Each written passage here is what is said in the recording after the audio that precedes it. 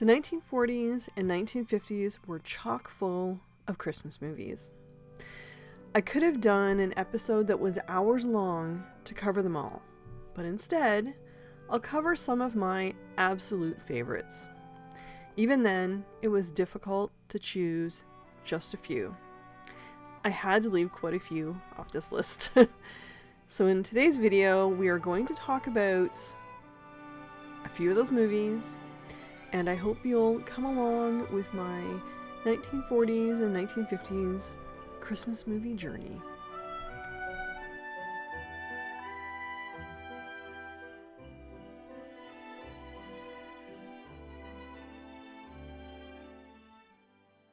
Well, hello and welcome to Killer Kitsch Lizzie, my weird little world where I like to knit and sew, do other crafty things, and talk about Christmas movies. So, something I've noticed when I was doing research for this was there were several Christmas movies made in 1947, and I think, this is just my personal thoughts, that after the years of the Great Depression, then World War II, people were finally getting back into the spirit of Christmas, as well as Hollywood was starting to move away from war movies and trying to give joy back to people. In this video, I'm going to talk about my all-time and probably most watched Christmas movies. I watch these every single year, or for the most part, most of them every single year. I do have a couple of ones that I 100% watch every year, and I'll mention that as I talk. But without further ado, I'm going to get started. And I am actually going to do these in year, like order of year. And the very first one I'm going to talk about, and it's an adorable movie, The Shop Around the Corner, and it's from 1940. And the main actress, who I'm also going to point at the main actress and their style, show a little bit of their style, was Margaret Sullivan. This is probably one of my all-time favorites. It's not number one, but it is a favorite. It's tied with A Christmas Story from 1983, which is watched every year. This movie is whimsical and absolutely delightful. It stars Jimmy Stewart and, as I mentioned, Margaret Sullivan. The wardrobe for The Shop Around the Corner, oddly, does not have a specific wardrobe designer. Most movies have a costume designer or a wardrobe designer, but this movie does not. The movie was released in 1940, so you still see influences from the 1930s, like the late 1930s, such as soft lines, puffy sleeves, and romantic looks. This definitely comes across in one of my all-time favorite billowy blouses. This is actually on my list of makes, and hopefully I get to do it soon. And how can you just not fall in love with that floaty, lovely, luscious polka dot fabric? Speaking of romantic, and I'm not just talking about Jimmy Stewart and how he looks at Margaret Sullivan, but look at these dresses.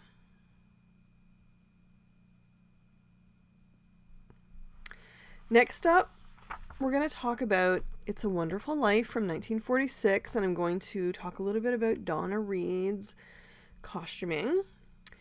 So, this is 6 years later from when we saw Jimmy Stewart in another accidental Christmas movie.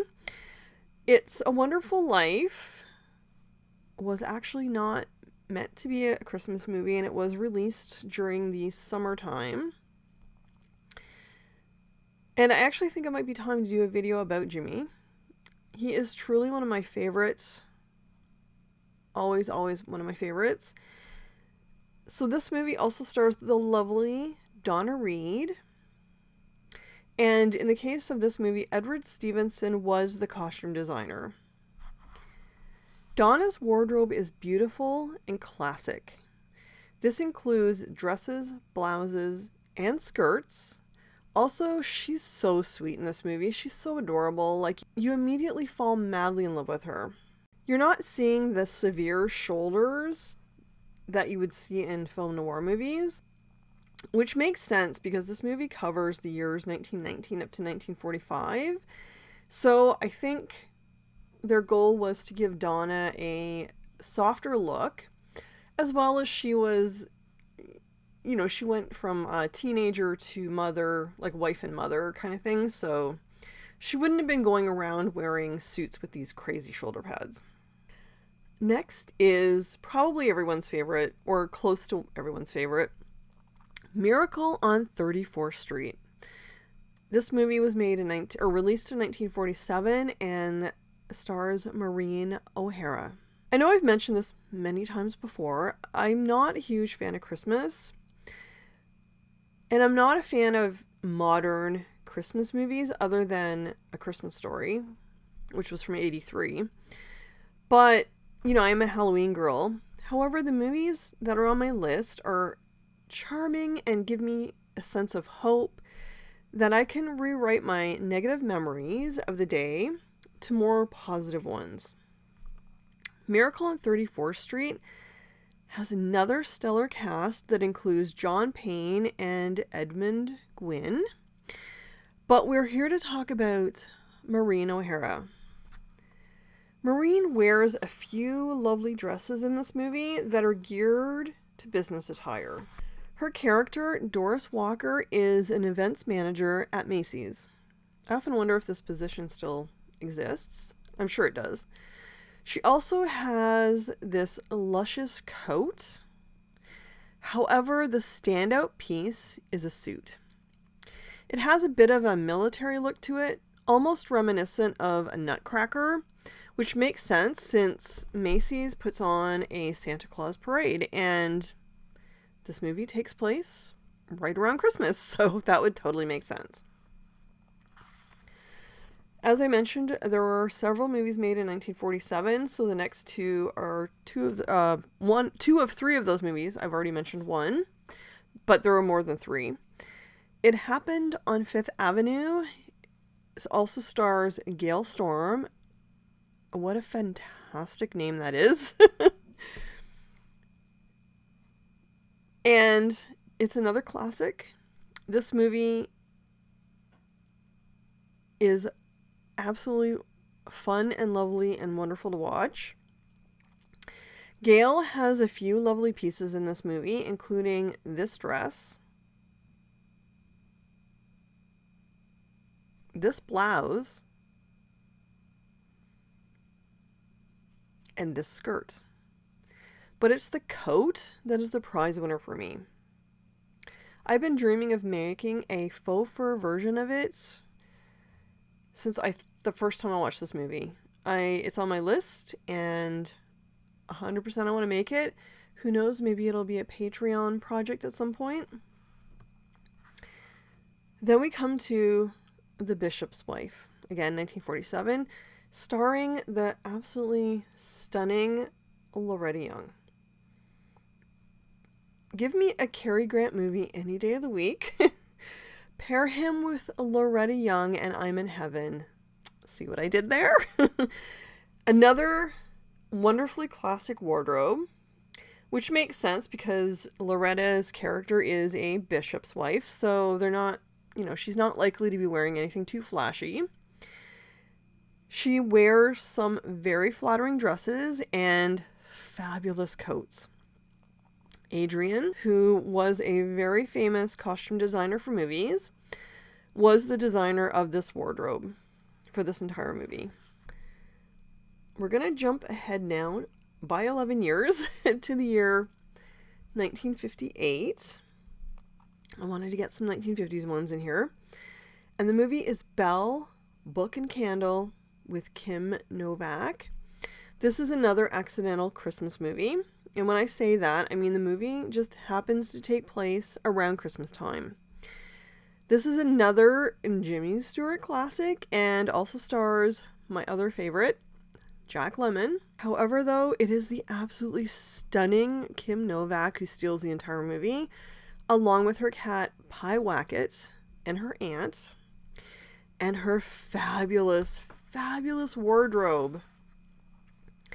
By this point in the month, if you're one of my Patreon subscribers, you'll already know that this is the theme for our December monthly project. I was inspired by Kim Novak's wardrobe from this movie, including the use of the color red. Also, the entire movie has a wonderful witchy vibe to it. She plays a witch. So that is absolutely what has drawn me in, and hands down, this is one of my favorite Christmas movies. It's probably number 3 of the top 10 or 12 movies I watch constantly. The use of black and other neutral colors is the perfect base for her wardrobe. Then throw in a splash of red and animal print, and you have the ultimate capsule wardrobe. And yes, I'm obsessed with capsule wardrobes. What are your favorite holiday movies? Are you a Christmas person or a Halloween person? Let me know. Also, what are your favorite outfits from the movies I just mentioned? And also shout out to me in the comments below. I didn't do a long list of movies. I wanted to pick my favorites. But if you mention your favorite movie, let me know who your favorite